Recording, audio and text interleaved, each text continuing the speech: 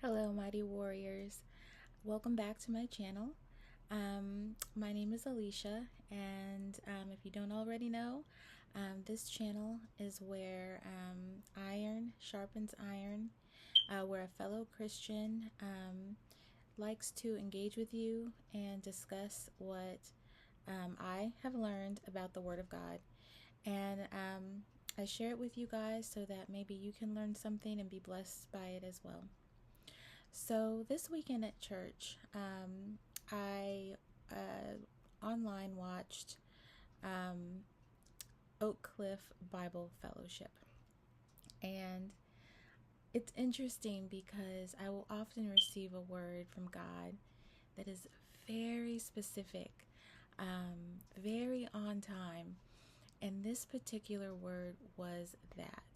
I think they call it a rhema word. A rhema word is when, in the midst of a sermon, God is speaking directly to you and your situation. Even though He may be talking to everyone, there is something about this particular sermon that really is hitting at the heart of something you need to hear about. And so this particular word was that. It was a rhema word. And in this particular sermon, Jonathan Evans, who is, I believe, now the pastor of Oak Cliff, he was talking about how sometimes God will put us through a crushing test. And that even though God is omnipotent, omniscient, omnipresent, He doesn't always know how you are, what you're going to do until you do it. And He wants to see your feet. So a lot of the times He'll put you in a situation that will sort of force you to act.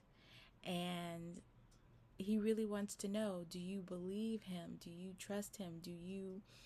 Are you going to be obedient to Him? And He will often put you under this crushing test where you have to make a choice and you have to do it quickly, and it gives Him an experience with your faith. As we know in the Bible, without faith it's impossible to please God. So in this particular sermon, he was talking about how God had told Abraham that He wanted him to take Isaac and make a burnt offering of him, take him to Mount Moriah and make a burnt offering of him.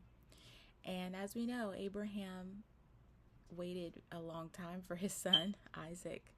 That Sarah had Isaac when she was around 100 years old, when her womb would have been dead and gone, right? He had Isaac, and that Isaac was this promised child, the promised child, through which this promise that God had made him about making him a great nation was going to flow through. So imagine the confusion when God is like, I want you to take Isaac and I want you to go make a burnt offering of him on the mount. Get to it, right? Have you ever been in a situation where God has put you in a crushing situation, a crushing test where it's like, do I do what God says, or, you know, am I hearing Him correctly? What's going on, right? Here's a tip: always do what God says, right? Always do what God says. So no matter what. So in this particular instance, you know, Abraham did not hesitate, and he saddles his horses. He gets a couple of his servant men to come with him, young men, and they make their way to Mount Moriah.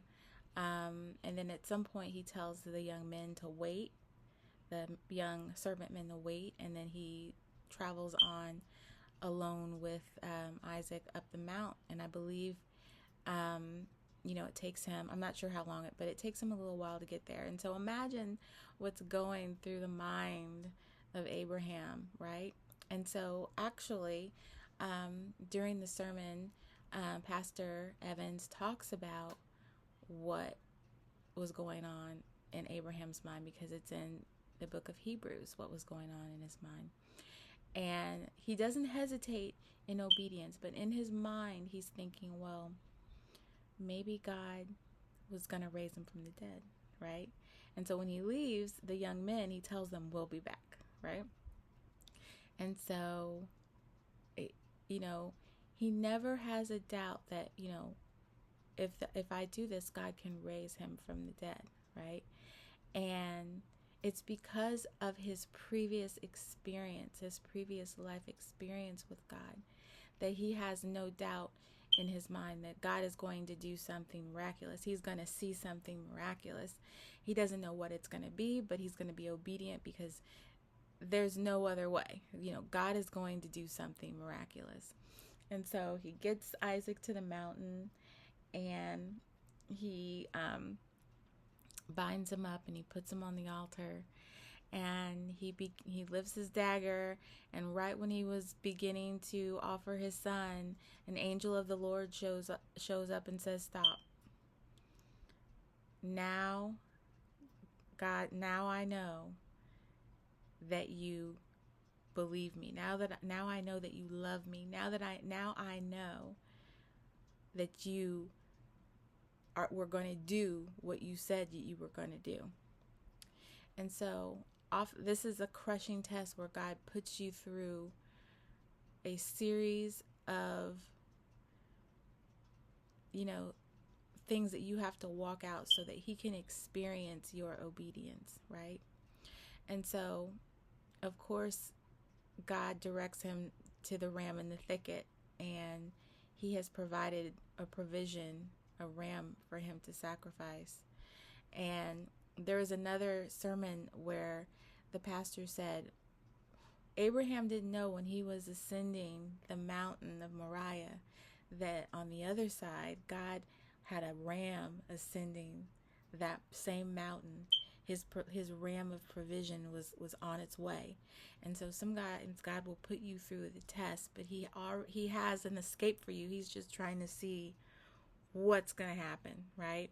And this is so poignant to me in my life right now, because I feel like God has got me in a crushing test, you know?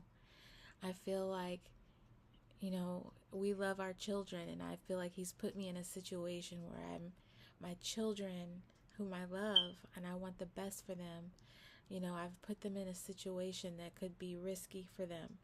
It could be harmful for them. It might not go the way that I want it to go. It might be bad, right? But I'm trusting in the Lord that on the other side of this test, there is a ram of provision there for me. And so I just have to be obedient and be willing, because God gave his son, his only son, for us. When Abraham was provided this ram of provision as a substitution for his son, right? God was giving his son as a substitution for us.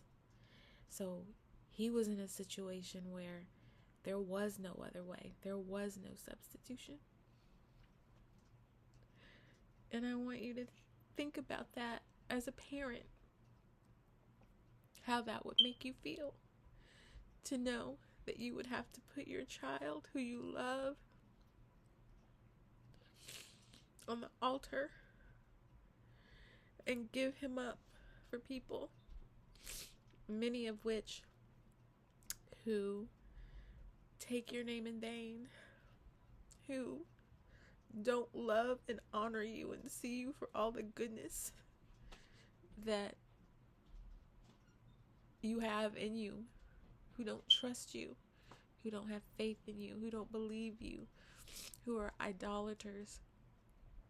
So I just wanted to share this wonderful, wonderful word that I got, this message, and I hope that it blesses you, because, you know, it's impossible to please God without faith. And so we have to understand that nothing is impossible for God. Whatever he's asking us to do, he's trying to refine us. He's trying to grow us in our faith.